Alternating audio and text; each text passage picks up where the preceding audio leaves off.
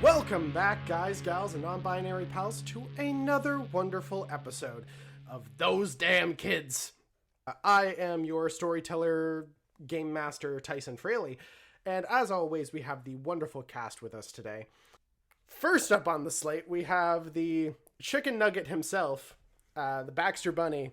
We have Adam Honigman. Which shape am I? Am I the bone, the ball, the boot, or I forget the fourth one? There are shapes to the chicken McNuggets. Just as they squirt them out of that refined paste machine, they come out in various shapes. I don't know. Something charming but dastardly, like a cowboy boot. Next up, we have a chicken sandwich that you buy at 2 a.m. after you get really, really hammered. We have Gracyn Roach. I'm a vegetarian, I swear! That was perfect. Next up, we've got the apple pie that is wonderfully delicious, but will creep up on you in the middle of the night and give you heartburn. It is Alexander Cruz. Greasy and here to stay, folks. Hello. Good to see you all again. In my mind's eye, because that's what I do. Not in a creepy way, but, in a loving way. Last, but certainly not least, we have the Baconator themselves. Let's go. Yeah! When you look at this wonderful dish, it is just more bacon, bacon, bacon, and then on top of that, a big slab of pea-meal bacon. We have Liz Nyveen.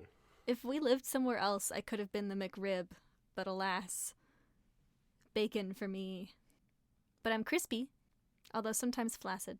Only on very specific days. Starting from this wonderful conversation, let's dive in to our recap. For us, it's going to be a little bit of a struggle bus situation as we try to remember four weeks ago, but let's jump right down to it. Last time on Those Damn Kids, the crew, well, they accomplished quite a bit. You guys were able to speak with the professor, having the professor become fully autonomous, taking on the new name Hope. You guys discussed what to get up to next after Baxter was able to hack the system. You guys then decided to start looking into a little bit more of the Project Ravenwing, this large disk with huge amounts of electrical cords attached to it. To be able to power it up, you were informed by Mr. McPherson that you were going to need a battery generator that was attached to a ARC-70, a large robot-like machine that had been transformed into a tilling machine for a farmer known as Farmer Miller. You guys are going to need to steal it and bring it back to be able to power the strange Ravenwing device. You guys were able to take Mr. McPherson's car, drive your way back home. Kit and Olivier had relatively normal experiences back home, while Baxter overheard a very serious argument between his parents, and Jenny met her grandparents for the first time and learned of some less than impressive values that were trying to be instilled in her. And as Jenny grabbed the car, picked you all up, and headed towards the farm, that is where we left off. Did we bring the killer robot with us? No, Hope is still with Mr. McPherson. I found it discriminatory. You called it a killer robot. It has not shown no signs of wanting to murder quite yet. The briefly murderous, but only to those who deserved it, robot. Yeah, I can agree with this much. My poor decision making, not the robot's murderous intent. Also, it is worth noting that a few of the players have taken conditions based on situations from the previous episode. So a few people have gotten upset and are feeling the effects now. As you guys are driving towards the Miller farm, is there anything you guys want to accomplish on your way there to the location? What are we gonna do? We're there to grab the battery thing from the robot, and then we're gonna bring it back, and we're gonna try out whatever nonsense is there, Yeah, just like taking batteries out of a TV remote, right? You just go in, you pop off the back, you grab it, and then you walk out. Not that hard. Okay. It might be a little harder than that. Wow. you know, with that kind of attitude. Baxter, hacked into a robot. I feel like we gotta give ourselves a little more credit. It's raining now. Damn, this rain is crazy. It's so wet out. When did it start raining so suddenly? Well, they gotta wet the ground so it looks bigger on camera. I feel like I'm definitely in the back seat because I can feel the upsetness from Jenny. So I think I'm just kind of sitting next to whoever else also in the back seat with me. I feel like it would be Kit. But Kit is upset, but is also kind of blissfully unaware of Jenny's upsetness. Okay, so as you guys approach the Miller farm, the rain spraying down hard in front of you, which you're not sure is going to be a good thing or a bad thing considering the situation. Sorry. That's okay. You drive forward, arriving at what looks to be a large, basically a townhouse set out here. You can see that it's about an acre of land that is mostly just grass that is surrounded around the edges by trees. Beyond that is just acres and acres of farmland. However, you can't see much beyond maybe about 40 feet until it just turns into just a mass of rain. From this position, you can see that there is light coming from the townhouse. It seems to be on the main floor. Behind that, you can see another structure, but it's a little bit obscured by the rain as of this point.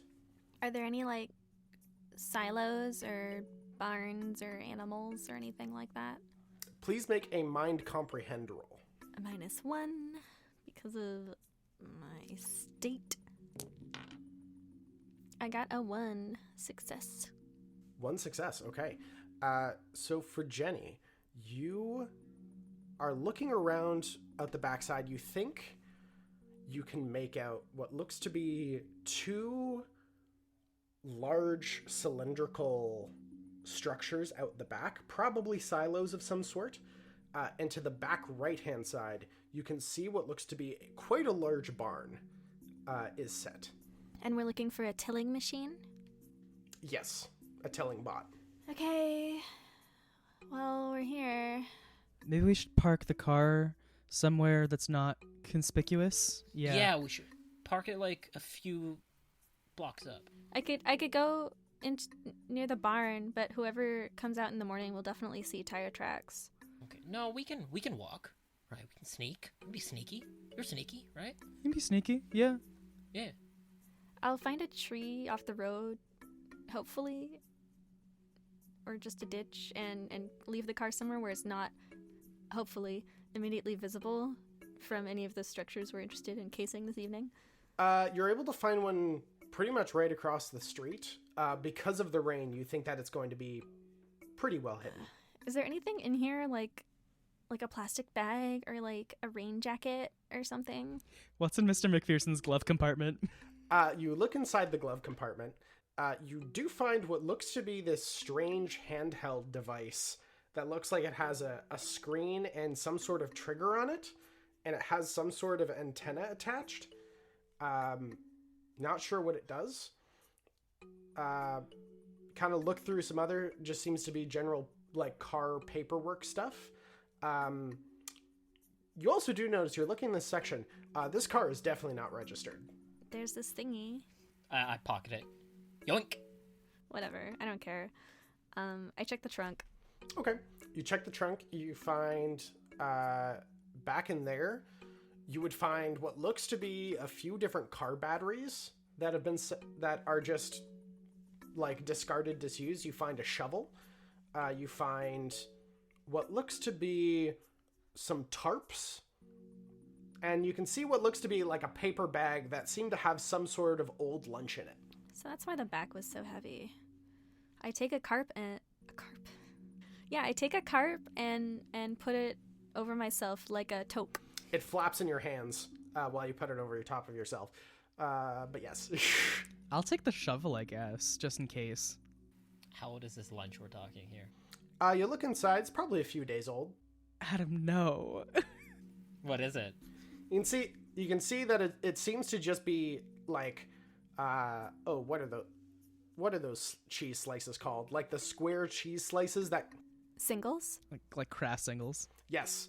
Yeah, like a Kraft singles, and then just mayo. And then put that on a sandwich and leave it in the back of a car for a few days. Oh. You know, I don't.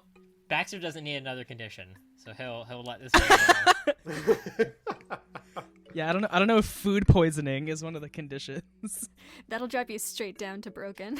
My stomach. I pocket the screen device. I don't know if I said that loud enough. But Okay. I take and pocket it.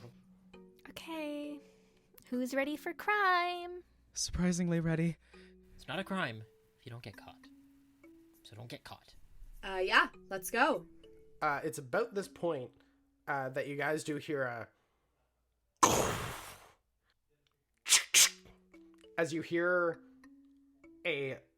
what sounds like some sort of metallic slide. I think I got it. Don't you dare tell me that you're shooting at that raccoon again, Marvin. What? What can I say? He's been digging holes in the yard. Guys, the farmer's got a gun. The farmer's got a gun. His name's Marvin, too. With a name like Marvin, you're just destined to be a farmer. Shh. Marvin Lee Miller, I swear to God, if you continue shooting on with that goddamn thing, I swear to heaven and hell, I am going to shove my boot straight up your ass. Oh, all right, Kathy. All right. I'm just sitting out here. Just sitting. That's all I'm doing. Yeah, you better. You hear that? I kind of lift my hair and I'm like, you hear that, mister? They're a little unhinged about animals here. You better be on your best behavior. And I look Rudy in the eyes to see if he understands. And I think he does. Okay. You guys are able to pick up pretty easy that the figures are coming from the front porch. You can see that there's a shadow of an older gentleman sitting in some sort of chair, but you can see what looks to be a shotgun across his knees, like jeans, unbuttoned, like flannel shirt, kind of balding up top, and is just kind of leaning forward and squinting. You can tell that he probably can't see that well getting into his age. You do not see the aforementioned Kathy anywhere around. You get the sense she's probably coming from inside the house. The front door itself is open, with this front porch having an overhang, keeping them dry as they're outside. Okay, so we check in the field, or we check in a barn. We don't check near the gun. If it's raining, he might not want to leave it outside. That's a good point. It could rust, and then it'll be sad because it feels immense pain, like most robots do. I didn't know that was a thing.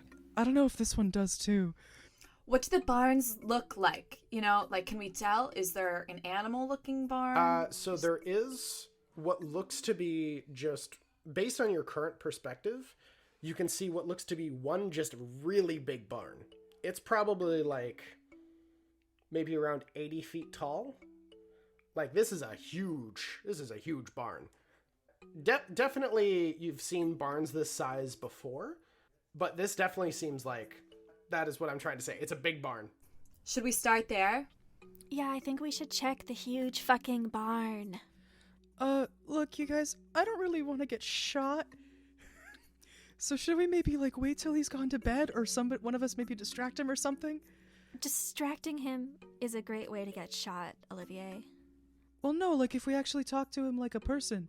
Not like, throw something away and think it'll get his attention or whatever. Baxter slowly puts down the rock. He was just getting ready to throw. Give you an eye. Like, give you one of these. I mean, I think if we just walk in the other direction, he didn't notice the car. Oh yeah, if we go around the back of the barn and don't dig any holes like a raccoon, we should be okay. Okay. I don't know. I think it might be kind of a cool idea. Olivia, you're really good at acting and stuff. I feel like I would feel more at ease because even if we do get caught, then he's not gonna maybe shoot us right away. Why are you putting yourself at the scene of the crime? If you do, because he's gonna notice eventually this thing doesn't have a battery, and the only people he will have known will be here would be you too. No, Baxter's right. You're right, Baxter. I'm new to this. Okay. Well, not getting mad. I'm just being passionate about something I care about. You're so good at crime. I was thinking like those heist movies where one of the people goes in, but they have a different identity. I don't have a different identity yet. Was there anything in the car that I can use to make myself look like a different person? You got moldy bread, Kraft singles cheese slices, and half a dollop of slowly greening mayo. What can you do with that? If Kit forges ahead, I'll follow her. Yeah, I do. Should I roll for sneakiness? Everyone will have to roll for sneak. So everybody make a body sneak roll if you would like to attempt to sneak towards the barn. Also, everyone please take a +1 because of the environment. The heavy rain is making it a little bit harder for him to see. The rain! Jenny! Hashtag Genergy. That's high class Let's energy fucking right go, there. Lizzie. Hashtag Genergy! 1 success for me. Despite my wrestling tarp, 1 for me as well. Also 1. 2 for me. Ooh, so good at crime. You guys travel across the tree line, kind of moving in between the trees, keeping as low and quiet as possible. There is not a lick of movement from the farmer as he's just kind of looking around. That's right. No raccoons are coming out this way. As you guys make it to the back barn, you immediately see, as you get to the far side, there is a chicken coop that's built off the back of it that you can immediately hear the slight flutter of wings, but very, very faint. For the most part, the animals seem to be asleep as of this moment. But you can see that there is a slightly ajar, what looks to be like a push open door that instead of pushing inwards or pulling outwards, it just rolls to the side, and that is there before you. Is the slit big enough that we can just get through without having to push the door further? Yeah, it is also a very tall door. It also, like, it's very strange where it looks like it's been built upon. Like, originally this door was not that big, but it looks like you can see by how kind of ramshackle. Like a patchwork door. Yeah, like a patchwork door and a patchwork hole it's covering. You guys are able to slip inside very easily. On 2 sides, you can see that there's just a whole bunch of junk in this back section. You can see that there's certain bales of hay that are kind of set up here and there, but there's also different machine parts. You can see that there appears to be like an old motorcycle. Both wheels have deflated and it's tipped to one side, untouched for years. You can see that in one corner there are different propane tanks that are kind of set up. But what dominates the space is that in the center is what looks to be a 20-foot tall, almost like an AT-AT 2-legged robot.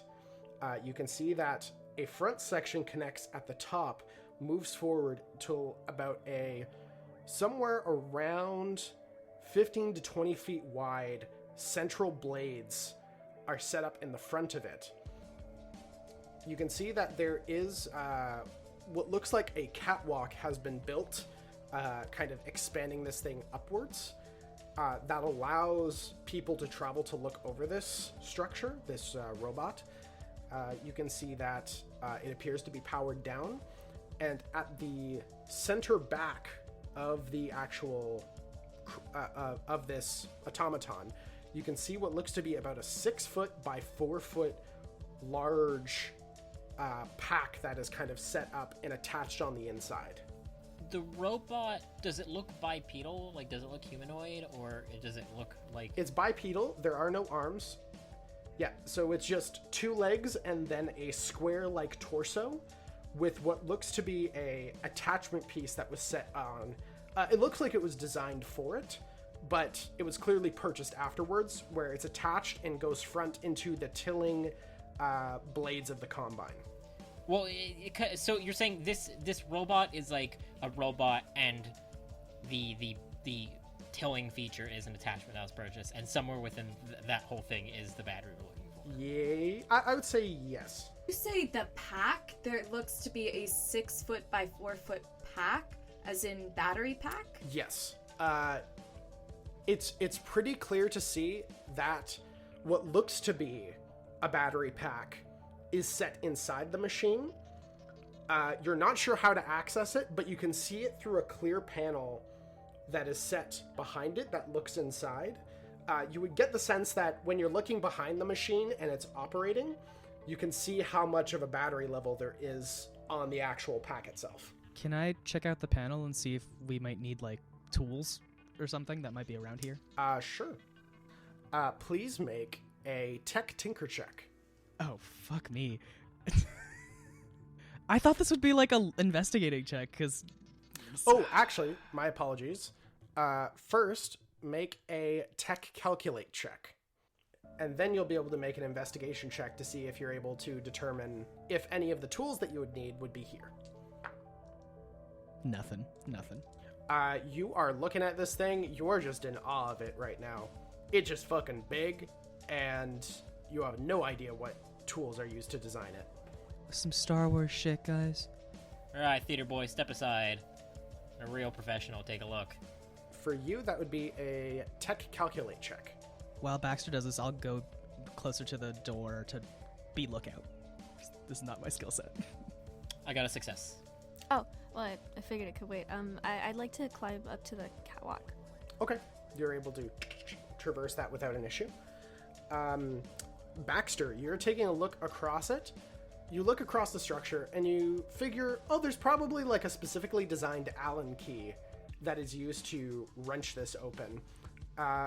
Make a quick mind investigate check. Can I try too, or like assist? Yep, absolutely. Am I allowed to roll or just assist? I'd recommend you roll. Here. Cool. I'm gonna roll. Yeah, I'm gonna roll.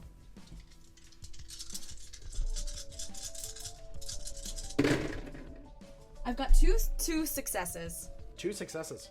Okay. So, Baxter, as you're kind of thinking about this and just like, oh yeah, where would that be? Immediately, Kit just hands you the Allen key. Is it this? Ah. Yes. I was gonna... I taught you so well, Kit. Kit makes a quizzical face and turns around and just goes back to... Way to take credit for a woman, Baxter. I'm just saying, but I also don't want to diminish my own contributions to this. So, you didn't do anything. I'm looking out. I'd like to look at the cockpit. You look at the front. You see what looks to be like what would be blue glowing eyes kind of set at the front of this thing. You can see there's also a strip downwards that seems that it would glow. There is no cockpit per se. This robot does not require a pilot. But you do see that there seems to be well, actually, would you know this? I'm gonna throw a mind comprehend check. Nope. It's just a big hunk of metal and circuits. And just to clarify, you said one part looked added later. Was that the combine twisty apparatus? Yes. Okay. Mm-hmm. So for Baxter, you're holding the Allen key. You see that to be able to access the battery, you're going to have to go to the top of this thing. There is about a 10-foot jump based on the current location from the railing of the actual catwalk to the top of the robot. How high off the ground am I? 20 feet. Holy shit. Is there a ladder? You don't see one immediately. I can make it. No. We can't die in this game, right? Yeah, close up. We can't. No, you're good. You're good. As the only one here who's actually done that sort of thing, I think none of you are capable, frankly. It does occur to me, Kit, you did roll 2 successes. On a side, kind of like on a bale of hay kind of set off to the side, you find what looks to be some sort of handheld control panel. Hey guys, I found this weird looking handheld control panel. Let's look at it. Straightforward. Is there anything I can see immediately that would help Baxter get to where he's going on this thing? You see a power switch. There's a power. I'm scared this is going to be loud. Do you think we should try it? Yeah. No. Does it seem to have any indication to what is it connected to? There is no direct line of attention. You just see that there is a retractable wire, like steel antenna, and that's about it. If we can work together on this. If you just need to get on top of the thing, why don't we get Jenny to do it? She's already on the catwalk. Jenny, it's very, very scientific what you need to do, okay? So I'm gonna make sure that all of my skills that I will give to you, so whatever you do next is entirely taught by me, okay? What? I clamber up to her and I hold the Allen key. Okay. It's very, very complicated what you need to do with this, okay? So you're gonna take this, and I kind of hold it out towards her. You're gonna insert it into the hole that's the same shape. Just make sure you're gonna insert it into the hole, and then you're gonna turn it and unscrew it. Why don't you put it in your hole and turn it, Baxter? Okay, you know what? I was trying to be helpful, but now I'm not even gonna give you any credit for this, okay? I was gonna What are say, you talking oh wow, look, about? we really split responsibilities, but now it's all gonna be Baxter. You want this thing to go over there? Yeah, well, I could probably make that jump, but I guess you have the training or whatever, so It was 10 feet. maybe I could probably do 15, but if you can only do 10, that's fine. It sounds like you can't do it, Baxter. And that Jenny will have to take the credit. Go, Jenny. Yay, go Jenny. Thanks. Does it seem like something I can do? It'll be tough, but yeah, you could do it. If you double jump halfway there, you can do it. Is there a way I can get a running start? Oh yeah. Yeah, you're gonna have to do it kind of like a high jump where you have to run at it from from the side and then leap up, but you'll be able to pivot, use the railing to help propel you and leap onto the bot. Wait, hold on. I'm gonna go down to the bottom and pull out a few bales of hay and put it kind of shoddily on the floor. In case you fall! Oh, thanks. That might work. Hey, Jenny, does it help if Olivier and I come up and do some sort of, support thing? Like you would do in cheer... Yeah, throw you... Have you ever thrown someone before? I have. Absolutely, I have. Really? I mean, not in cheer. Stunts, dancing. I did in a rumble once, because I rumble a lot, because that's what I do. Buddy, it's okay. I mean, sure. I'm going to drop my tarp just over the hay bales, I guess. I don't know. I feel like it's too much drag. I will inform Baxter. As you're dragging the bales of hay, compact bales of hay, you're, that shit is strong as cement. You can tell them Adam and I are city kids. You can tell I know nothing but what I see in Fast and Furious films, where Vin Diesel catches Michelle Rodriguez with the hood of his car, and that works somehow. I've seen bales of hay in cartoons. Exactly. Yeah. Assassin's Creed. What is the surface of this thing? Is it curved, or is there a flat area on top? It's a slightly curved cube, but the top is flat. I'm gonna take off my shoes and shit for better traction, gymnastic style. Okay, so don't grab me, okay?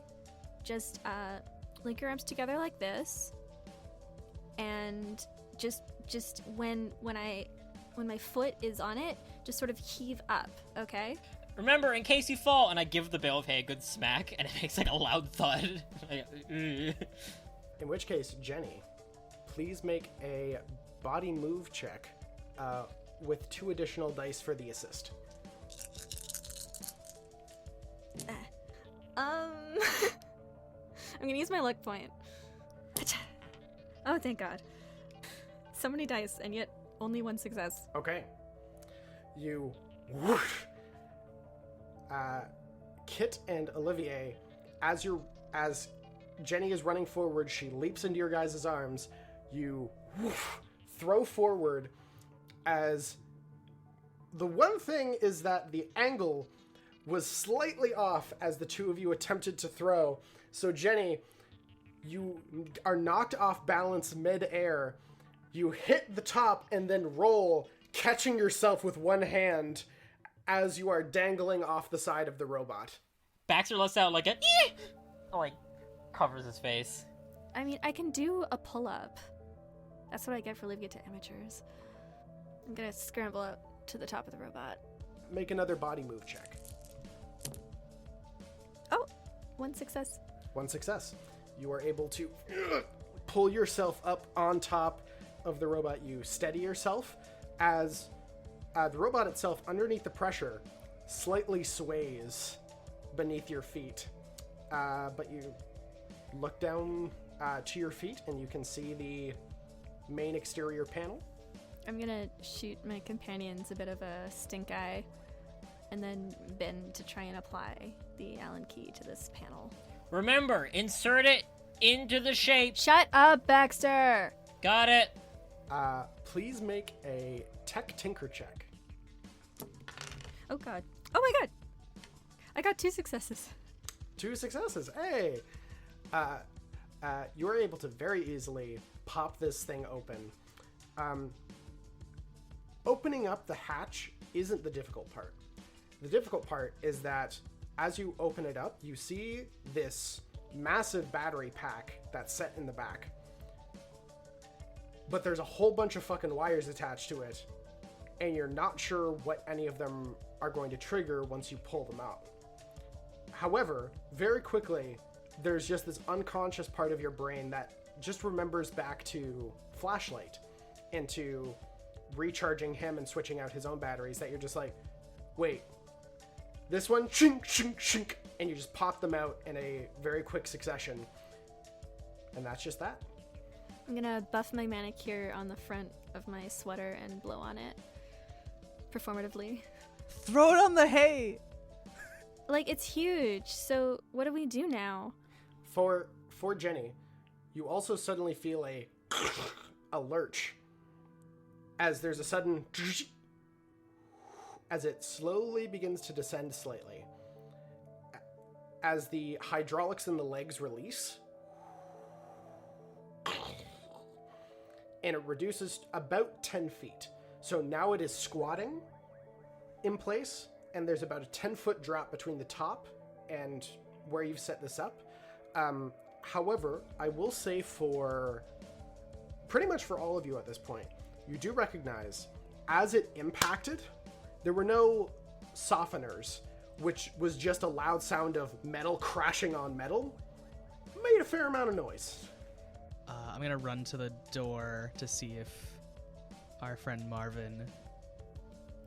Is there a lever or something? Like, it's not wired in. No, it's not wired in. There is a central handle that you grab it, twist, and you feel it unlock. However, it still is a rectangle that you can see now is about 6 feet long, then 4 feet on every other side.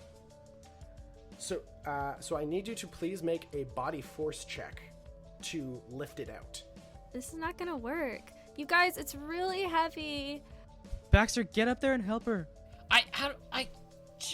Jeez. Is it easier to get on there now that it's dropped 10 feet? Because they're closer. It is easier. It is easier. It's just more of an up climb now than anything else. Okay. I'll start to clamber up there. Please make a body move check. And for Jenny? I did actually get 1 success, but I don't see what's gonna happen here. Okay. You pull upwards as you are able to get it about halfway up before you kind of have to push it off to the side, kind of holding it in place. Put some hay in the hole. Okay. I got 1 success in my clambering. Okay. Baxter, you are able to get up there as you are able to get to Jenny. The machine now a little still swaying a little bit, but a little bit more balanced. Maybe we should just steal the whole thing. The whole robot? Well, I don't know. Look at this thing. Well, maybe we can. I looked. I don't. I take the screen thing out. I don't. Did he mention shrink rays? Oh my god, just do something. Fine. Jeez. Hey, maybe you two, please be a shrink ray. And I kind of extend the antenna and point it at the battery. And I look away and pull the trigger on it. For Jenny, you feel your hand slightly warm up as from the handheld you see that there's a gap between two locations that you immediately hear a as a bolt of electricity shoots between the two before it shoots out and impacts the battery. As you see from the backside, you can see a boom, boom, boom, boom, boom, boom as the battery begins to recharge. Are you irradiating me right now? I don't know. Am I? I put it away. I don't know. Jeez. Bing, bing, bing. At which point, you guys are hearing, "What in tarnation? You out here, Mr. Raccoon." Okay, who can drive this and who's gonna drive the car back to them? We can't drive this thing out of here. No, yes we can. Jenny, can you pass me the car keys? Olivia and I will go to the car. Baxter, get the keys. Olivier, you're looking through the back and you're beginning to see a figure curl around the side of the barn and head towards the door. Baxter, get the keys. I reach into her jacket pocket and I take the car keys. Just chuck it down. Thank you. I get the keys and I run over to Olivier and I'm like, I think we have to go drive Mr. McPherson's car back, and I think they have to drive this thing back. There's no way we're carrying this thing out of here. The figure That's is nuts. 20 feet, 15 feet. I want to throw my voice towards the house Excuse me. and say, "Marvin, you get your ass back at this porch right now!" and pretending to be the wife. Make a charm heart check. I need to plug my pride here. Still roll because it's gonna be a hard thing to do. Oh, okay. Oh, that guarantees one automatic success. I see. Okay. It's okay. This is like 8 dice. Are you fucking kidding me? All right, we're using a luck point. Oh my god, how is that possible?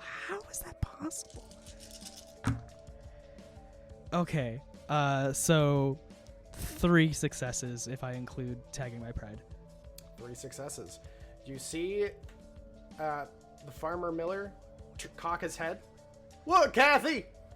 What you want?" And he's just walking back with his hands up, just kind of defeated. I told you, get your butt back here. That raccoon ain't worth it. If you come back real quick, I'll give you a little bit of that special pudding. Oh ho ho ho. You just see, he just kind of thinks about it for a second. "You know, Kathy, you're a special kind of woman." I look at Kit and I'm like, all right, finger guns, let's go. That was sick! Kids, so hype. Thank you. That was adorable.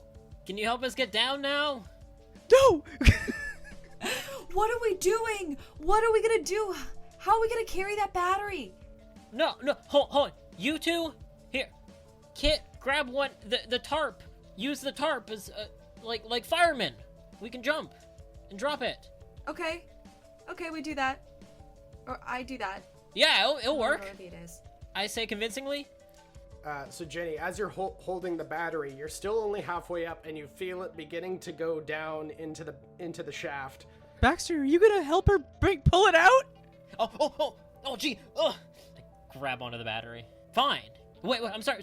Did you just ask for my help? Jenny? Not the time, dude. Not the Fine, time. okay. I do what I can to help. Baxter, body force check. That's a wince. Do you want to use a luck point? Yeah, might as well. Ooh, all right. Two successes on that luck point. Okay. With the assistance of Baxter, you guys are able to easily pull this thing out onto the edge of the bot. It is standing there. How tall is this thing? What's the scale of this thing ultimately? That's fully retracted. 6 feet tall, 4 feet width, in all directions. Is it aggressively heavy? It's pretty heavy. Like you're at minimum gonna need 2 people to move this thing, if not more. But wait, it's not gonna fit in the car. Not with all 4 of us. Tie to the roof. With what? A fucking vine? We're in a barn. Yeah, we'll tie it to the roof. We'll get some rope around here. I'm sure we can find some rope. Are we sure we can't just drive the machine? That's how you get caught. I guess so. We'll have a little bit of a masterclass one day about how really to do this whole crime thing, because I think you need a little bit of a refresher. I'm just really honest. I'd love to look around this barn and see if there's anything that can help us potentially carry this a large amount of distance. Make a mind investigate check, Olivier. God damn it. 1 success. You are able to find a wheelbarrow. Thing this big is still going to be a bit of a bitch, but you know, it's going to help a little bit. I like wheel the wheelbarrow into the center of the room like ta-da-da-da. That'll work. It'll help at least, you know. Yeah, it's 6 feet, right? And you guys are probably at least 4 feet tall, so. It's 6 feet tall. It's a 10-foot drop. Yeah, so. It's already almost there. Yeah, it's more than halfway. It's fine. Lower it onto the hay. Yeah, use the hay. Stand on the hay. You tilt the battery over. You and Kit together grab the handle and begin moving it down. As it hits about halfway, as it slips out of your grasp, as Kit is left alone to hold it, before it drops down before Kit, you are able to let go. As it drops the 8 feet, you are able to catch it with the tarp. It does rip it in spots, but you are able to catch it mostly without issue. You guys are able to catch it without it making much noise at all. You guys are able to just barely get it on the wheelbarrow. If you guys smell something, it was the barn. It smells like that. Wasn't me. Did you shit yourself? No, maybe release something. Gonna wrinkle my nose and then slither off the robot. In which case, if you guys are heading back to the car using the wheelbarrow, I need 2 checks here. First one is whoever is using the wheelbarrow, I need them to make a body force roll with a +1 because of the wheelbarrow. Baxter, you're so strong and good. Why don't you take the wheelbarrow? Oh, well, if you're gonna ask like that. If we each take one of the sticks of the wheelbarrow, can I help? Sure. I'll say you can gain an assist there. So it'd be a +2 Baxter. And what is my roll? Body force. So yeah, I still got 2 successes. You are able to continue moving forward. Okay. Before we leave, I want to kind of hand over to Olivia and say, just hold on, I got to do one thing. I run back in. I assume there's some paper and a pencil or something, right? There's a workshop with a notebook, yeah. Okay, I'm gonna scribble out a little note that says, thanks for the battery, signed the crew. I'm gonna place it on the robot. Now, I need everyone to please make another body sneak roll. Oh, sorry. Please make a body sneak roll with a +2. So take 2 additional dice. Uno. Oh, too strong, too sneaky, too everything. Uno. 1. All of you are keeping quiet as possible as you guys are traveling across. Baxter and Jenny, as you're traveling with the wheelbarrow, there's this moment where you guys nearly stop in place as you all hear, "Well, I don't know what to tell you, Kathy. I just thought you were doing something nice when I was outside. Marvin, you ain't touched me in years, and you think you can just roll up on me and just, without any foreplay, without any romance, you think you can just come out here and I'm gonna give you my pudding for free? Come on now, boy. Did I marry a boy or a man? I'm sorry, Kathy. I've been so stressed, Kathy. I've been so stressed, and it's been putting a damper on our sexual life. And I'm so sorry, my love. I don't know how to profess it, because I just need so much for everything to be okay. It's all right, baby. We're gonna figure this out. Figure it out. Together. You know it, baby. Olivier's facial expressions went through a fucking whirlwind of, oh my god, what am I doing? I'm ruining this marriage. And then wait a second. Wait, I'm saving this marriage. At the end, I kind of look at them all and go like, mm-hmm. You are then surrounded by the sounds of two, getting there in age, older people just messily making out.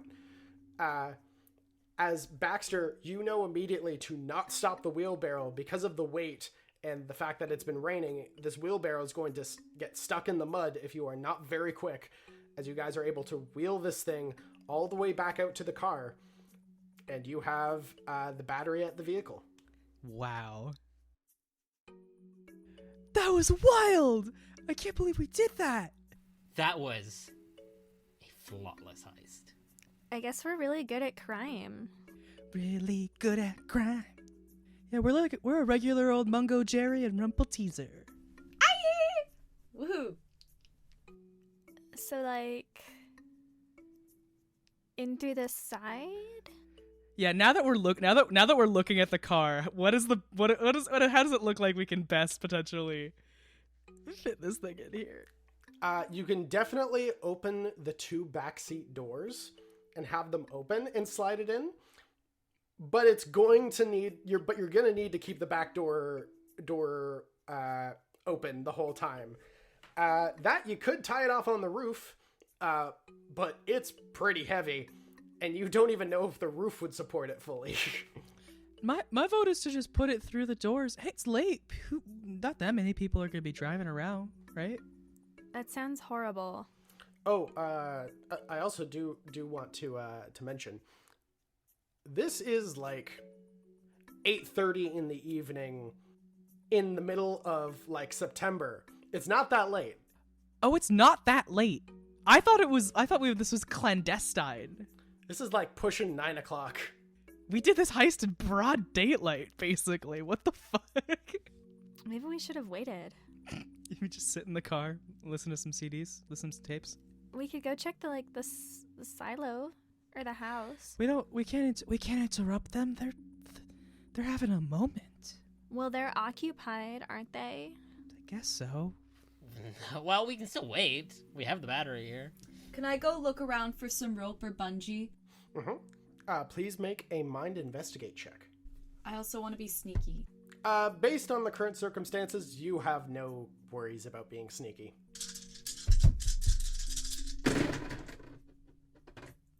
Just one success. Okay. You success. do find a small shed near the front of the barn. You're just able to grab it real easy, head back, doing your best to ignore all the various noises coming from the house as you race back. Ew! That was so gross. But look, I got some rope. Who knows how to tie knots? I could tie my shoelaces. I look down at my Velcro shoes. All right, Jenny, let's tie some knots. Okay. Are you tying it to the roof? I think we should do the back seat. Easy enough to do in the back seat. You're able to just grab it and very slowly haul it across the back seat.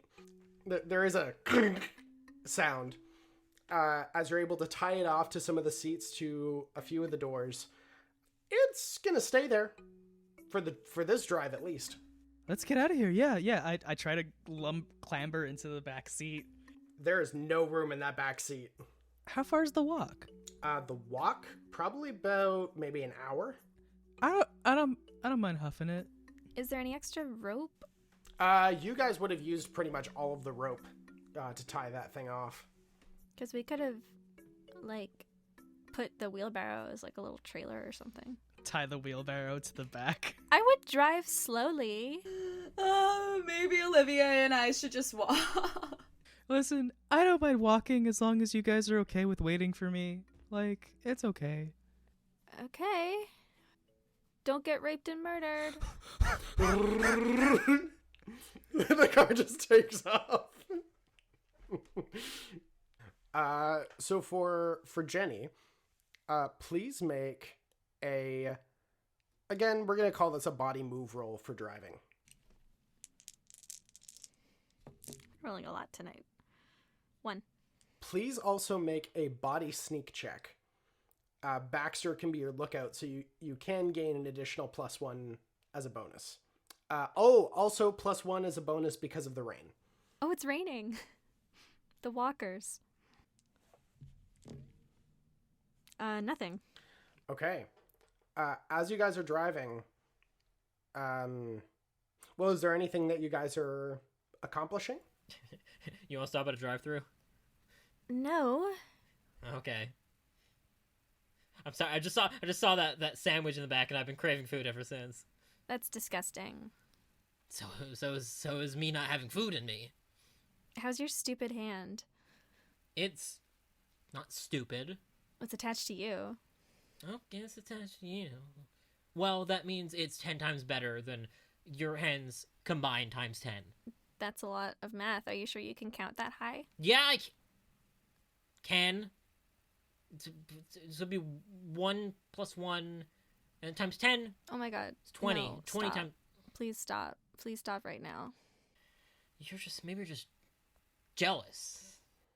At which point, in amongst the rain, you guys catch what sounds like a woo as red and blue light as headlights light up behind your vehicle.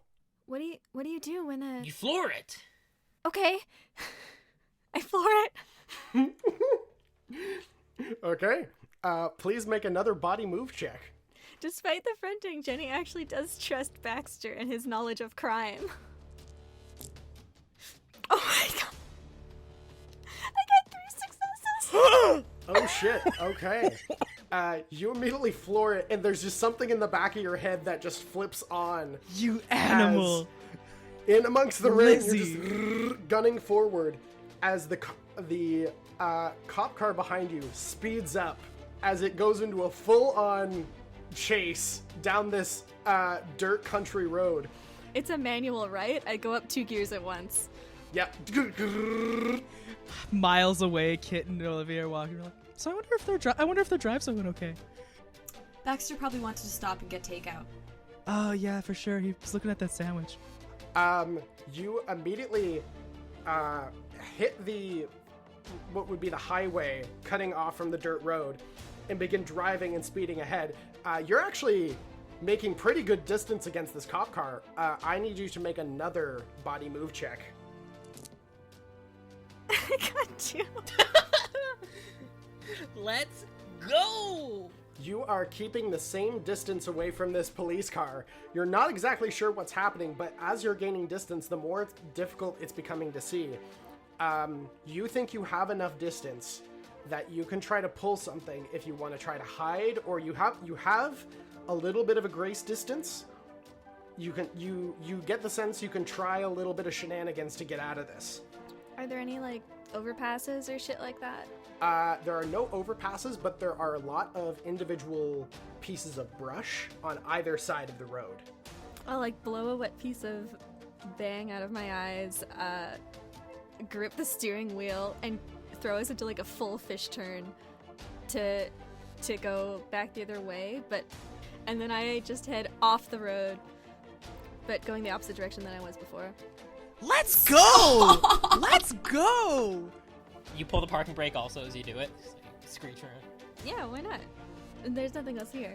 So please make another body move roll.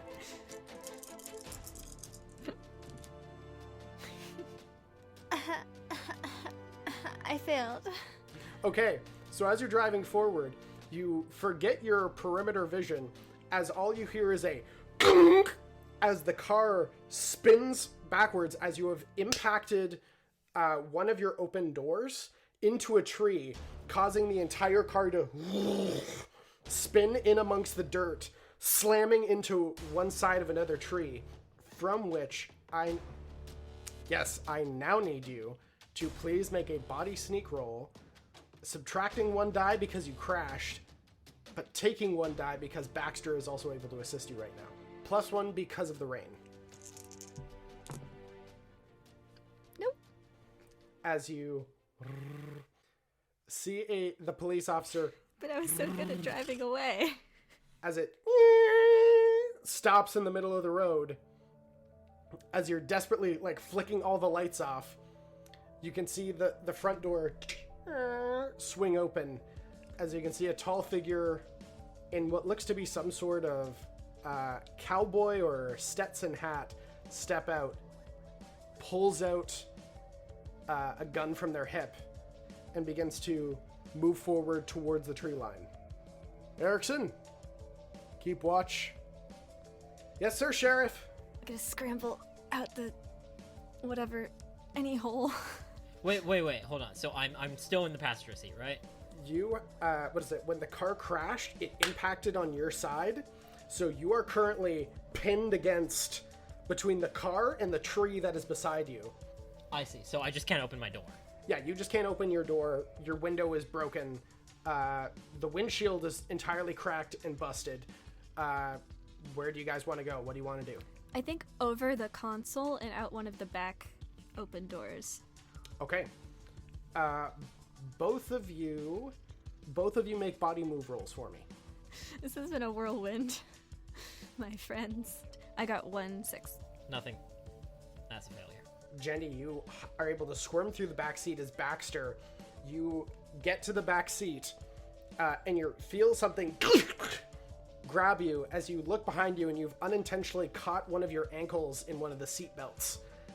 As Jenny, you get out of the car, you look back and see Baxter, as Baxter is desperately trying to pull his leg out. You look back and you can see the sheriff now, flashlight out, pistol drawn. All right, wherever you are, stay still, no one gets hurt. I grab some glass from the window and go around to slash the seatbelt through the window hole. Okay, make a body force roll. I used my XP to improve either my force or my move, and I'm so happy. I did. It's all I'm rolling. No, nothing. You swing back and start impacting as you are just hitting the seat beside, as at which point you see the flashlights center on you and Baxter. It's like, hold it! I look at Jenny. I'm just like, go. I'll be okay. Just go. Get out of here. No! I'm not a fucking dog!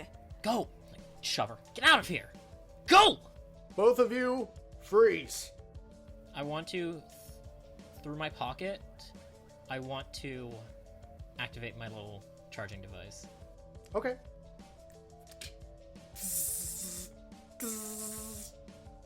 You pull it out and you hear the sound as you hear from the figure outside. Whatever you're holding, drop it. It's not worth it. I'm gonna drop my piece of glass. Ding, ding, ding. Another light from the other side of the vehicle. No, didn't see anyone else around here, boss. So, what about this? Shh. One on top, you come out first. Okay!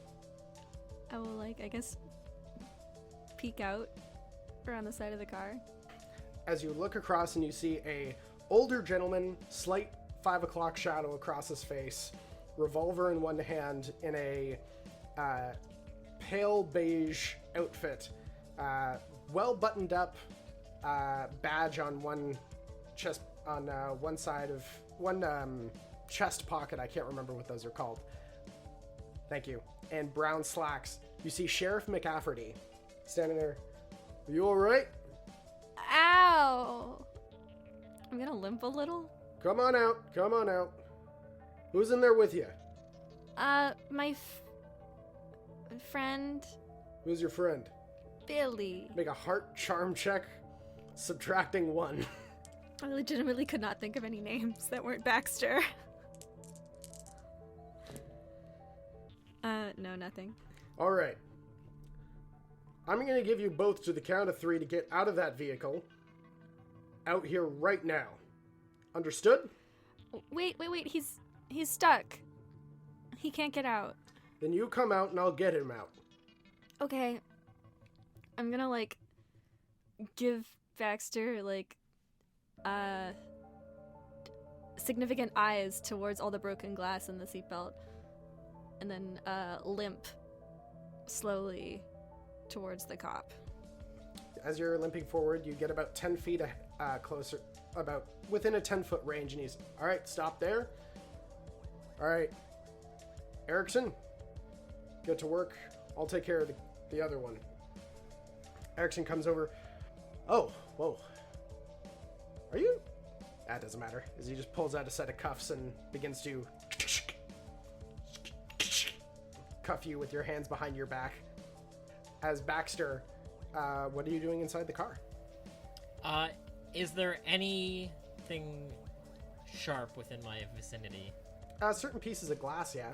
Okay. Can I kind of how tightly wound up is my leg right now? I'd say with really just a little bit of like focus, you would be able to slowly be able to get your foot out. Okay. Can I do it sneakily enough that you won't see me kind of wriggling? Make a body stealth check or body sneak roll. No. No. You're able to. You're struggling with it. As you hear from maybe 5 feet away, stop struggling, kid. I'm in pain, though. Can't touch it. It'll hurt. Baxter, it's fine. As the side door opens and you hear a sink as you suddenly feel your ankle unwind or get uncaught, as it were. The sheriff comes around to the opening where Jenny came out. So am I gonna have to pull you out, or are you gonna come out by yourself? Surprise. I kind of worm my way out on my own. Hands behind your back. We didn't do anything wrong, Sheriff. He just looks at the car, at the giant battery in the backseat covered in a tarp with both doors open, and you'll be able to plead your case when you get downtown. No, hey, no, wait, whoa. We don't need just to... grabs one hand. No, you don't know what you're doing. You're making a big mistake right now, Sheriff. I'm sure I am, kid.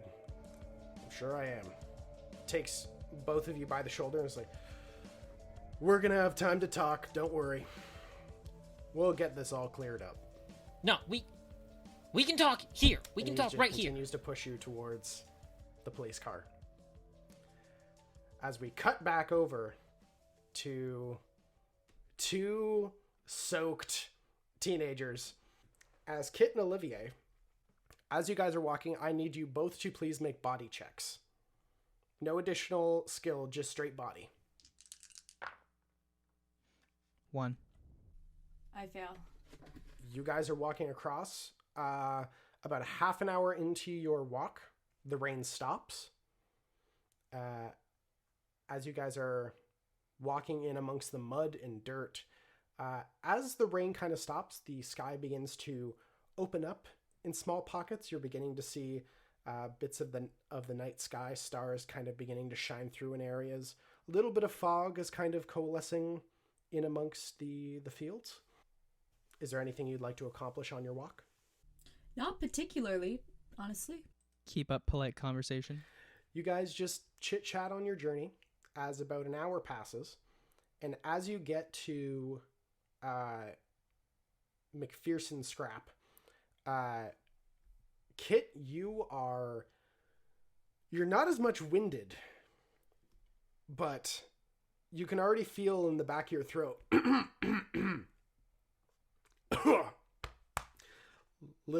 it probably got a little cold percolating there. We did walk in the rain for a long time. As you are now considered exhausted. Did we as we were walking notice any I don't know, tire marks or signs of the nonsense that we didn't witness firsthand? Not really. They got a good distance before they crashed. So, however, it is notable that you don't see the car anywhere as you arrive. That's weird. Yeah. I wonder if, McPherson parked it around back or something. Yeah, let's go see. Maybe they're inside. Go to the office. Go to the office. a moment passes before you hear a as you see Hope standing there. As you hear the sound of like tss, tss, almost like different tools going off, the lights are now on inside the back room. As you hear a oh, that tickles. As you see the professor. Hello. It is good to see you both. Where are your two friends? We were going to ask you that. They're not here? I'm afraid not. They've not arrived. Kind of sounds like something could have happened along the way. It's always possible. It is statistically more likely for young adults while they're driving to die in car accidents than any other age demographic. Oh my god, no, they can't be dead. No, we're not going there. It was raining. It could have slipped. It was particularly poor conditions for driving. Okay, statistically, what are some other options here? Other options. They could have been arrested for drunk driving. They weren't drunk. They were not drunk. They could have been arrested for reckless endangerment. They could have been arrested. I call over to Mr. McPherson. Try to get him to join in on this. I'm sorry, I can't come over there. Do you have a tracking device on your car? Oh, my boy, do I have a tracking device on my car? No. Fucking piece of shit. That's the government's job. I am a man of free enterprise. Of course. I should have known. It's also at about this point that you look inside, and you can see why Mr. McPherson can't join you.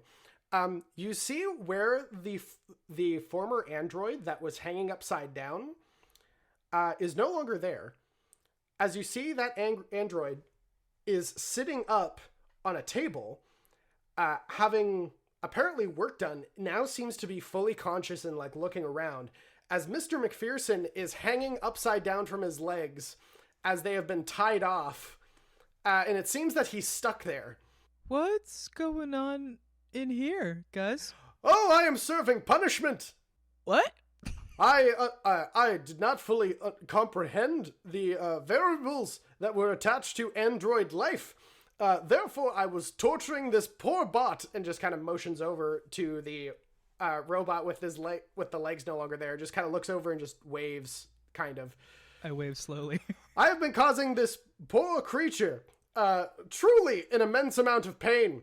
So therefore, I thought it only fitting that I suffer a similar fate. Not as much torture. He seems to be a much gentler creature than we had initially been suspecting. But he did find it funny when I was hanging upside down. I've been up here for about an hour now, and I've lost feeling in my legs. I feel way too high to be here. I didn't even smoke anything. Yeah. Just all the blood is in my head right now.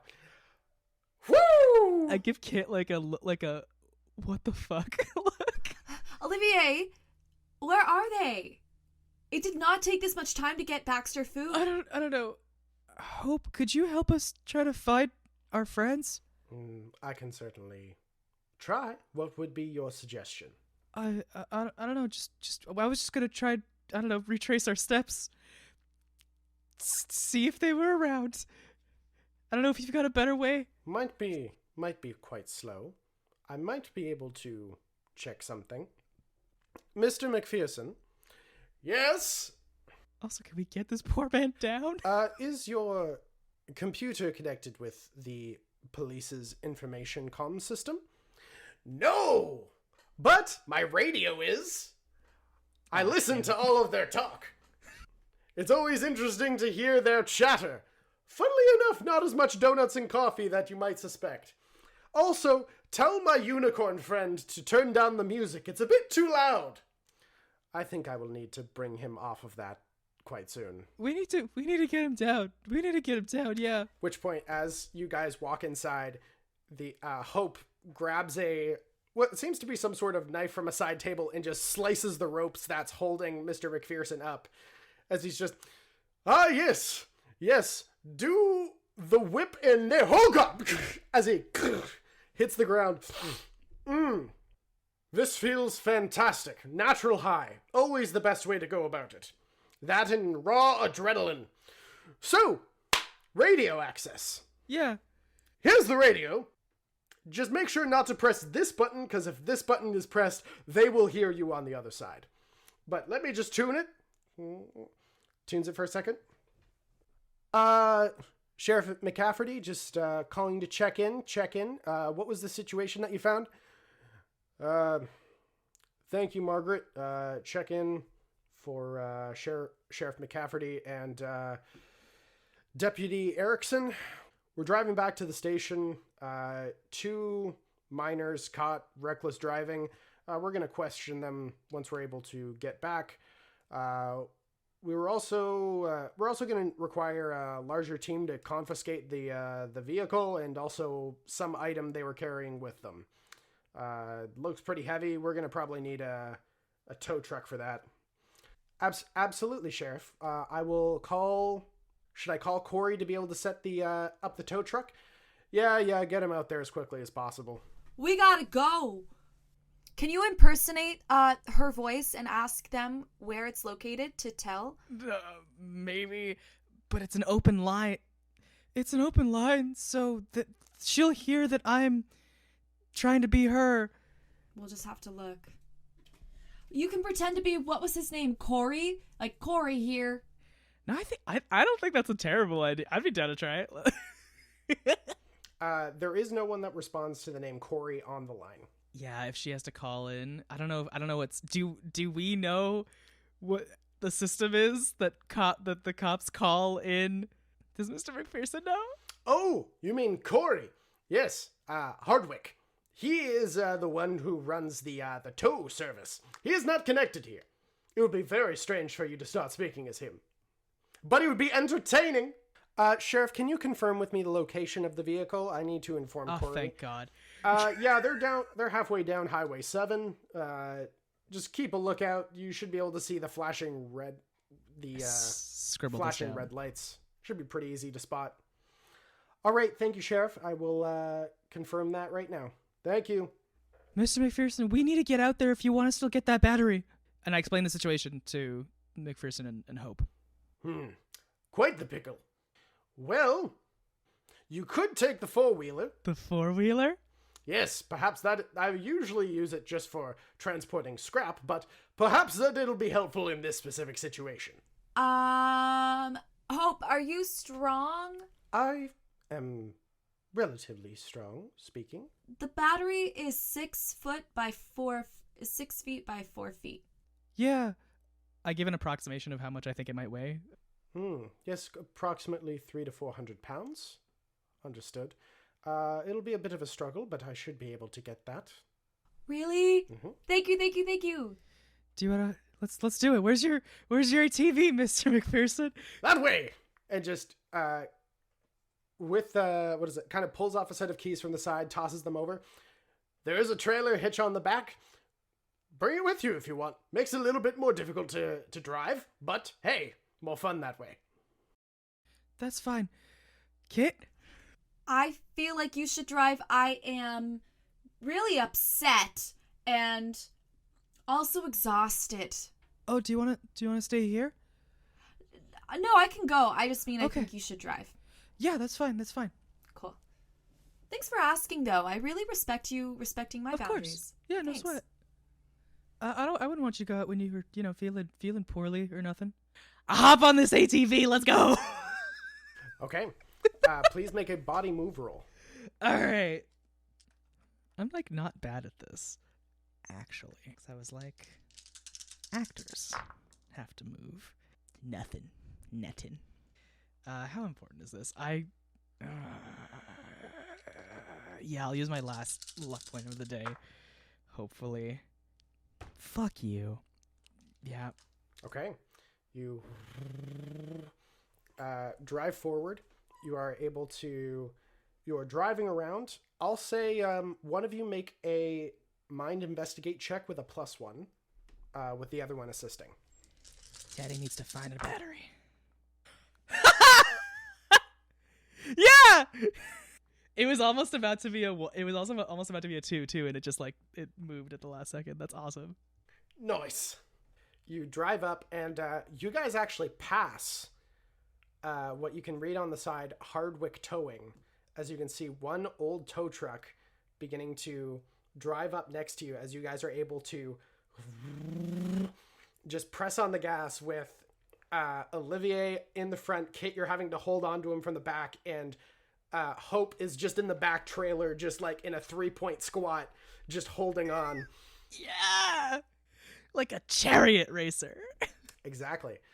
You guys think you've only got maybe a few minutes ahead of the tow truck as you guys drive off-road, get into the tree line where you can see the flashing red lights. Oh, there's still cops? Nope, not spinning red lights like police cars. Flashing red lights as in like emergency lights from a car. Oh, like flares? I see. Oh, okay. Oh, the car. Sweet. You guys arrive. You see that the battery is still tied off in the back seat. I will require someone's assistance to be able to move this. Yeah, well, we both go help. Yeah, we both untie the knots, put it in the trailer. Okay. One of you please make a body force roll with a +3. Ooh. Okay, I'm gonna roll again.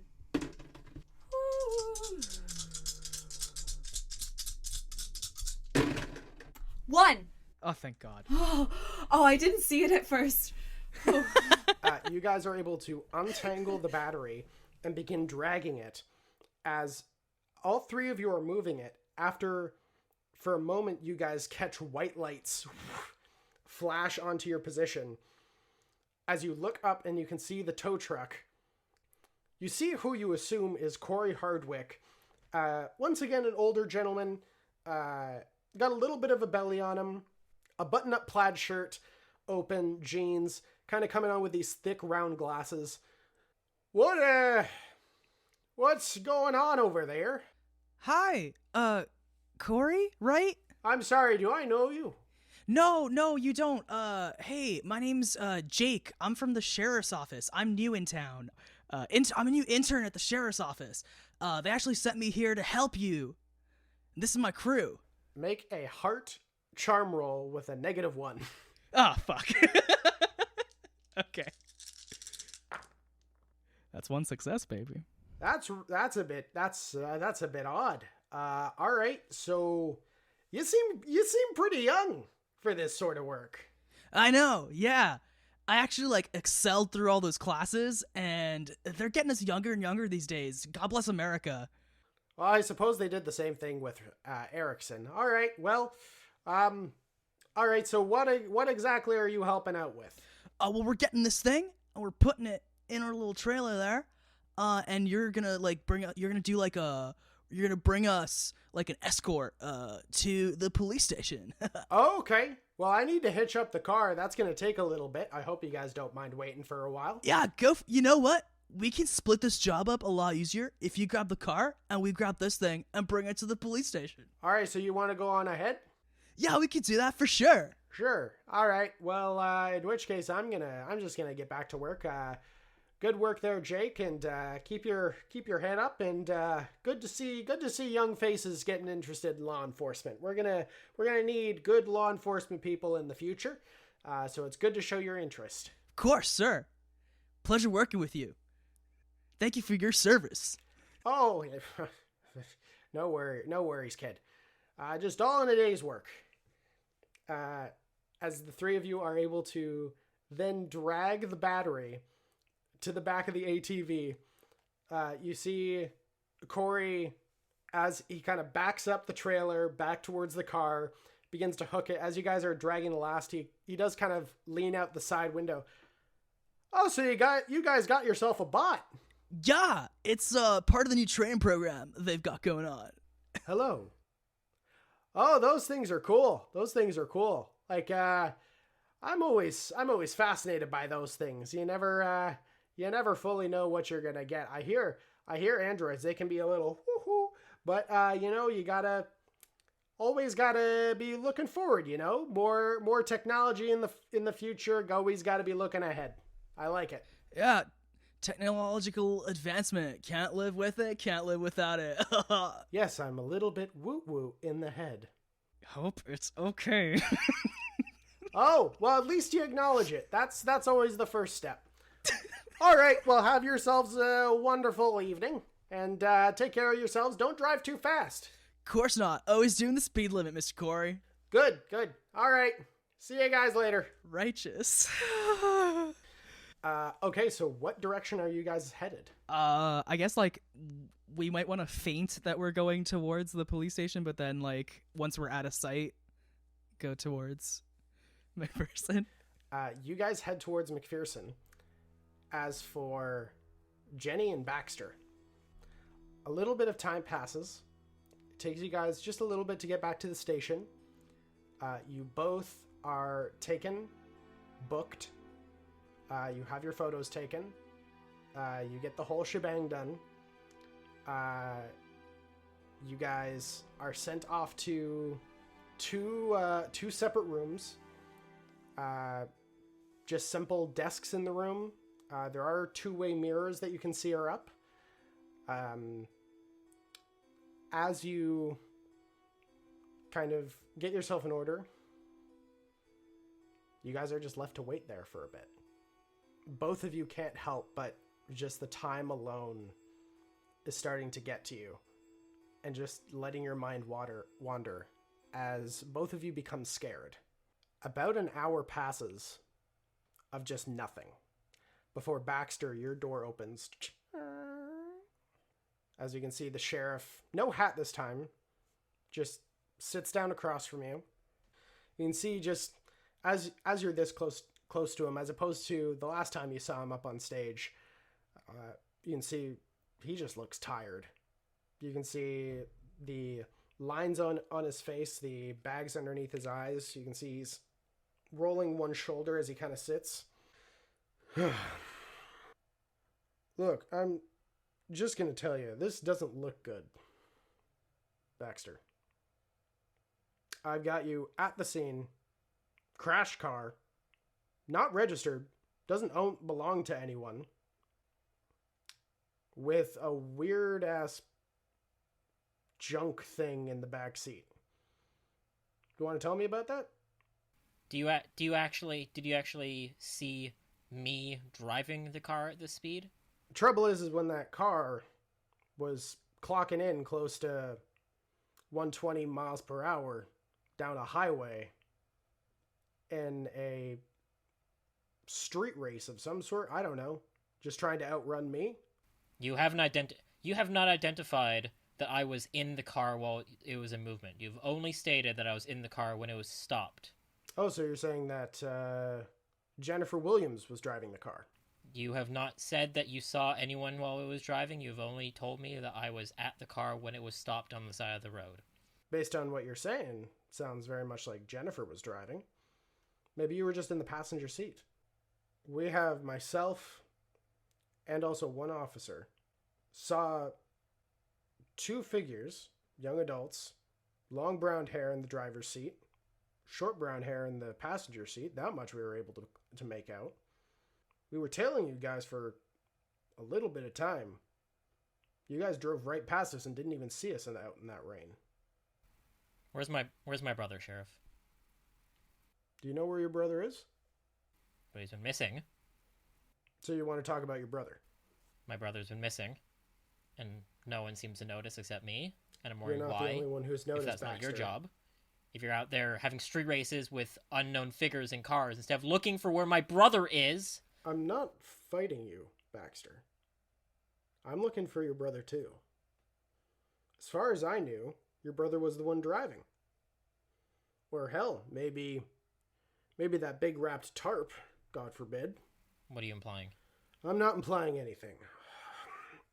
I'm implying that I've been doing this job for a long time, and I want to make sure that your brother comes back safe and sound.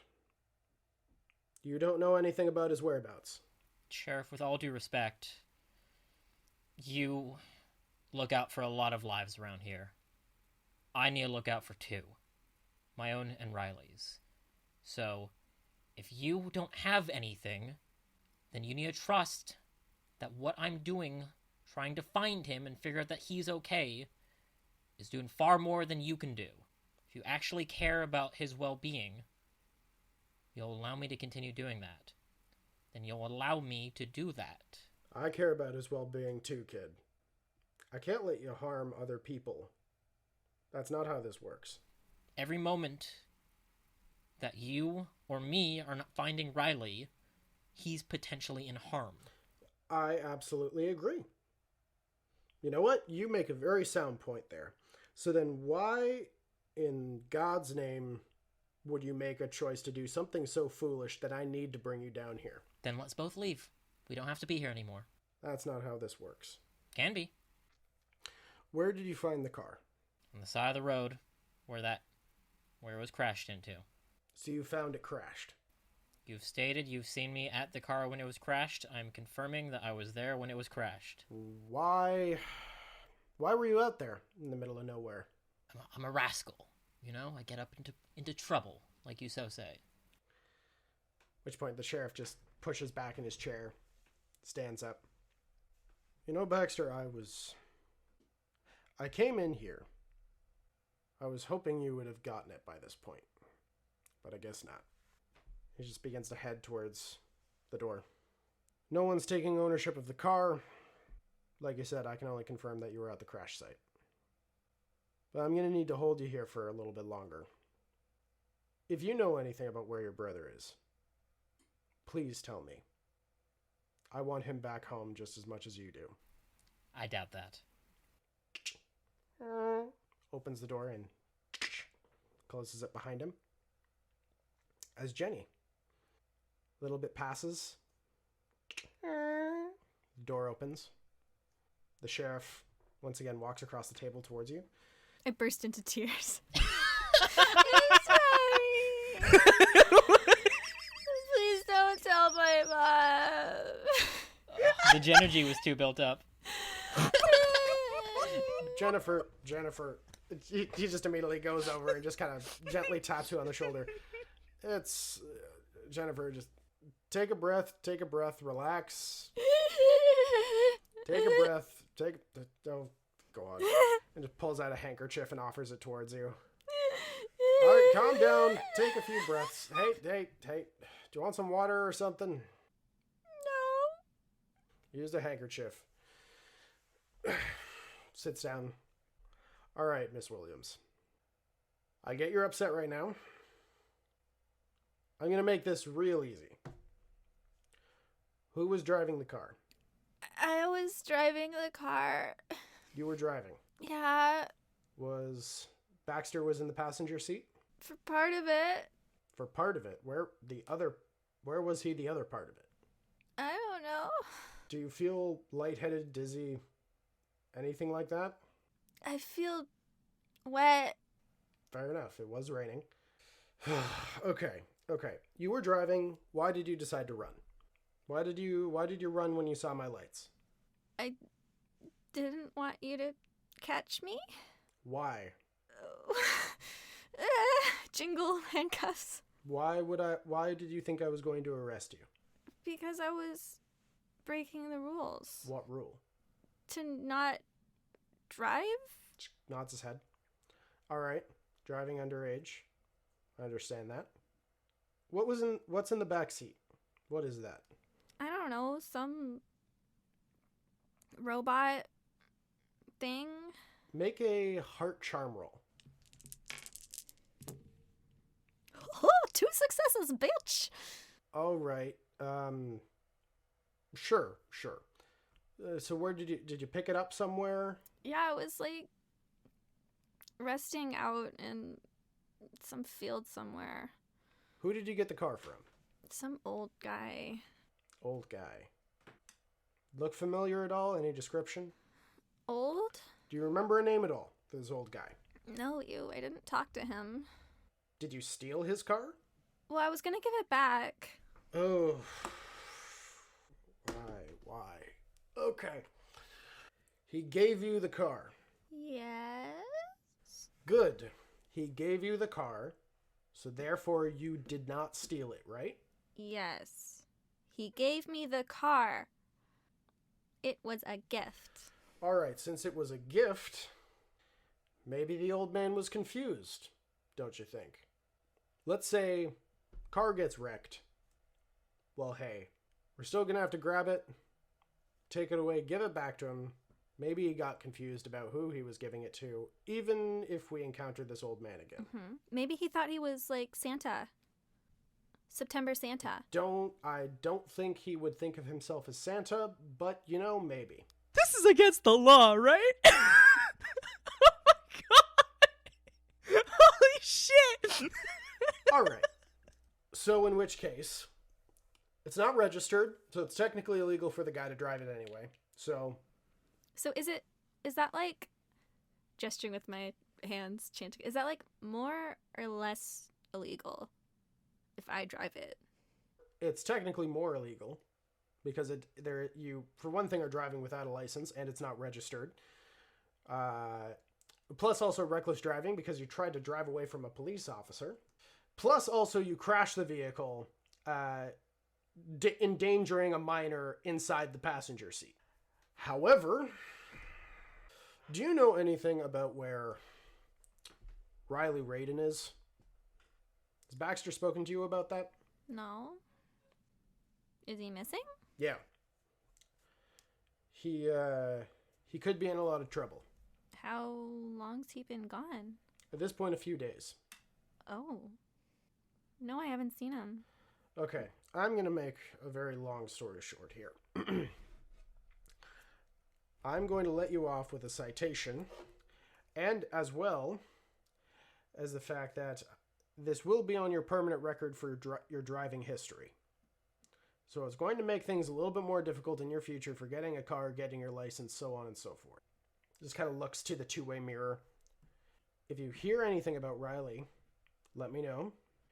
And for the love of God, don't ever pull that shit again. I will not accept any more gift cars and then drive them recklessly away from police officers. Don't you ever dare steal a vehicle again, because if I do catch you or Baxter pull any of this shit again, I am putting you in the clink for as long as I possibly can. Do you understand me? Yes. I will ensure that for the slightest offense, you will not see daylight again. Okay. Good. Is there anyone else that knows about this? No.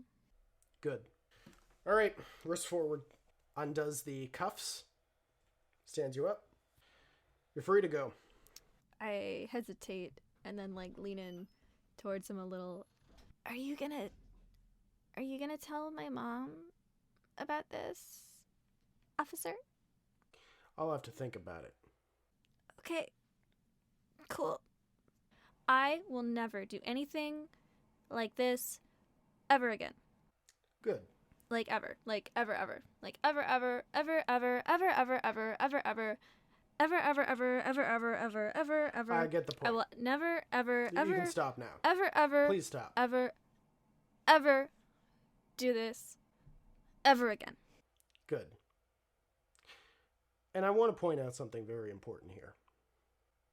I am letting you off like this because you told me the truth. Maybe give Baxter the same idea. He'll be out in a minute. Which point you are led out of the room and led to the main lobby. As Baxter, once again the door opens. Your friend, she cracked like glass. She's not built for this. No, she isn't. But I'm glad to see you're making friends that don't get you pulled into this sort of shit. At least I hope so. Never know. Maybe I'm not influencing them enough. You know, she saved you. I was gonna throw the book. Well, not at first. Ask her about it. Undoes your handcuffs. And you're wrong about something. I do want that boy back to your family. Don't ever suggest otherwise. And he just turns and walks out of the room. Look around at the cell, which may become more familiar as time goes on, and follow out from a healthy distance. Okay. You guys are able to head out through the main doors of the station. At this point, it's getting very late in the evening. I'll say at this point, for the sake of brevity, but also for the sake of the story, you both hear a as you see a dirtied old truck, as you see Mr. McPherson in the driver's seat. Aha! Out of the clinker, as it were. Oh my god. That was horrible. Yes, seems like it. But now you are free people. Oh, I remember my first time in the slammer. Anyway, come join me. Hey, don't let Jenny drive this one. You make a quip. No. Just gonna get in the car. And you guys drive off out of the station parking lot, making your guys' way back to McPherson's scrap, now getting like around midnight, 1 a.m. As you guys arrive in the back area, you can see that the Hope has been taking the battery and has been attaching it in numerous places around Project Ravenwing. You see that the circular disc is now humming with this electricity and energy kind of coursing through it. As Olivier and as Jenny and Baxter, you walk in with Mr. McPherson. You can see Kit and Olivier standing nearby helping Hope. Kind of waves over. Ah, it seems that your friends have joined us. You two are okay. I like run up and I like hug Baxter. Holy shit. What happened? We saw the car. What the hell happened? We got arrested. This one right here, emotion to Jenny, pulled some slick moves. Not slick enough, but I feel like it wasn't that slick, actually. we made good distance. Listen, I've seen some other attempts that didn't make it as far. You know, maybe if it wasn't so slippery out there, I think you could have, you got a real knack for this stuff. I drove into a tree. Drove into 2 trees. Well, if you're finished with your commiserating, perhaps we can get to the enjoyable part of this evening. Yes? Is there one? Miss McPherson, with all due respect, but our friends just caught a fucking slammer, man. I know. It's just another Tuesday for me. Come on. Before we go, I will stop with Jenny for a second and say, hey, the fact that we're both out probably means I owe you a thanks.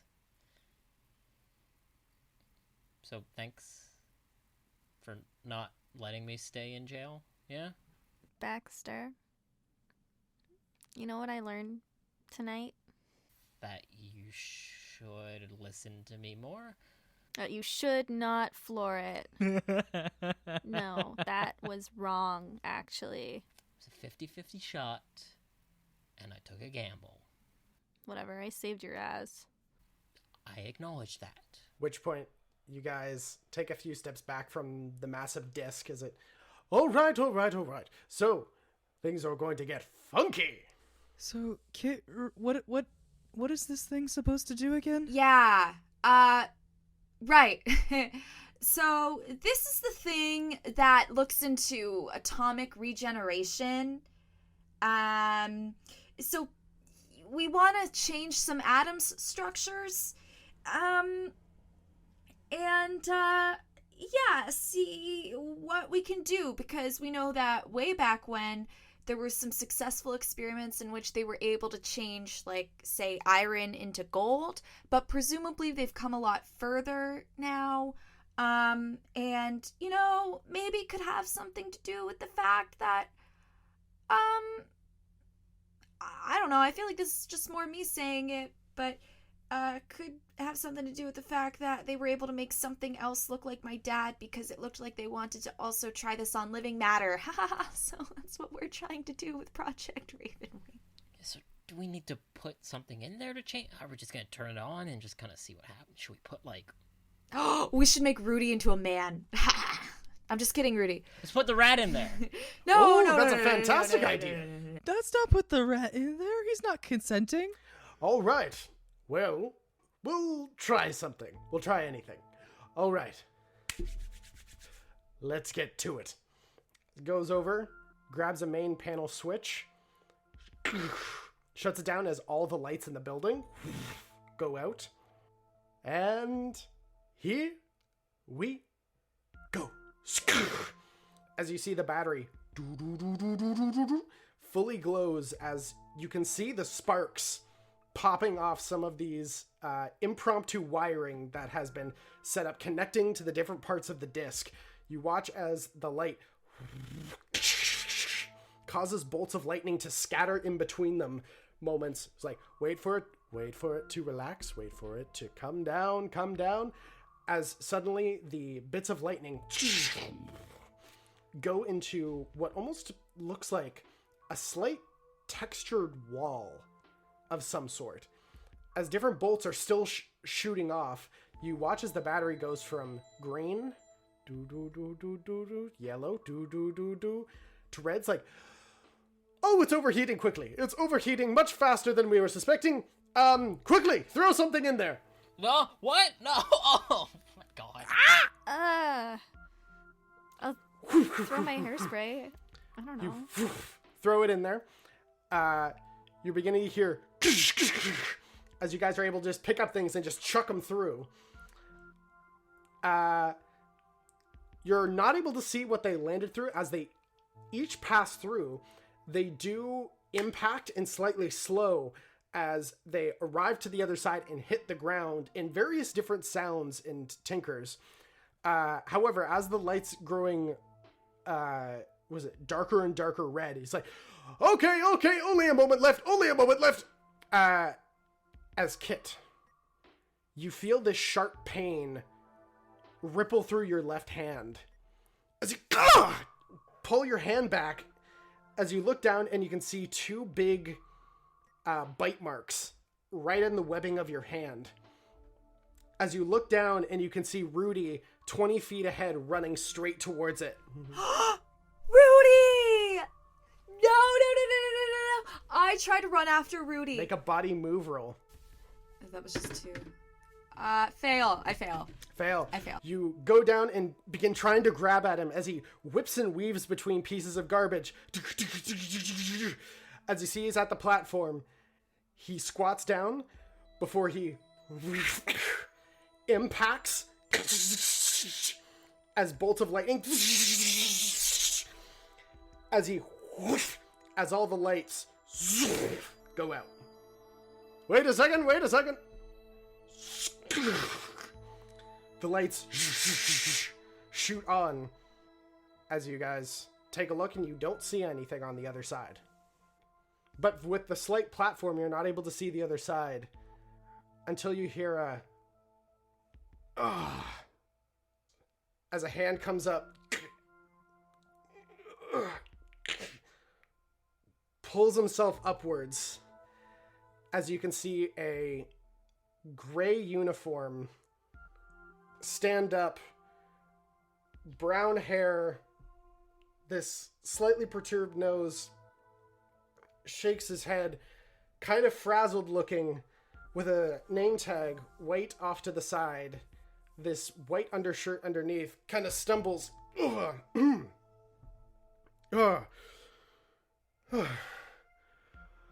looks towards you, Kit. Hey, kitty cat. As Charlie Kerrington collapses to the ground. As that is where we're going to end this episode. Oh my god. He was a rat the whole time. Oh. I liked him better as a rat. So now we go to experience points. Question 1, you all accomplished. Did you participate? La-di-da-di-da. Question 2, have you been in trouble because of your problem or your relationships? Uh-huh. 3, did you use or struggle with your pride? Yeah, I think we all did that today. Number 4, did you put yourself at risk for the other kids? Jenny was through it this episode. And 5, have you learned something new? The truth will set you free. That's what I learned. Without that being said, is there anything people would like to plug? I do. I'll go first. I am the person that always says I don't work other creative things. I work in the social services. I would like to plug proper alarm clocks. I think last episode or another one I plugged napping. Awesome. I would like to plug proper alarm clocks, i.e. not phone devices as alarm clocks, to allow for proper wake-ups. I think I'm going to invest in one of those sunshine alarms when it brightens your room, I think those are really important. No particular reason I'm bringing that up today. Plug in alarm clocks today. I would like to plug the Christmas episode of October and Fish that I appeared in. It's a real thing that someone released. I'm not going to release my own things because I have severe disabilities to actually produce content. But if somebody else asks me to do it and then I appear in their content and then they edit it and release it, then I will happily appear and show in that. Please go check it out. It's wonderful. We'll save the pork for last. I guess October and Jones and Fish with Legs is already plugged, but I will always as well do it. It's a lovely fantasy adventure podcast audio drama with talents from all over the Rook and Rascal and many other things. Lizzie is the narrator and does so much behind the scenes. I do the music for it. It's a great it's a great romp, and as Adam said, we just finished releasing a holiday special, which was super cute and super fun. You can find it on anywhere that you get your podcasts. We actually also have a website that I was reminded of because I was listening to the other series of Risk and the Rascal, Vampire the Masquerade, or Montreal by Night, as it's preferred to, where Tack does an incredible job of promoting octoberandfish.ca. For all you people, it is octoberandfish.ca. As per usual, I'm also going to plug the band that I play guitar in, Favorite Daughter. We had a show.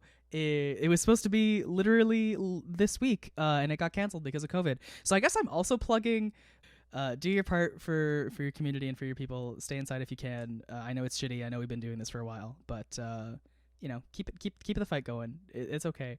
As much as it's not okay, and of course I'm gonna plug myself. If you want any music stuff, or I guess voice acting talents at this point, you can hit me up. All my socials are Crustaceous. That's CRUZTACIOUS. And finally, I want to plug Scott Pilgrim versus the World, because it's a fantastic comic written by a Canadian author, and the movie is to die for. It's one of the few things I own on DVD. But I would like to plug the Montreal Korean and Japanese foods grocery, which is in NDG, but there's also, I think, another branch on St. Catherine Street here in Montreal.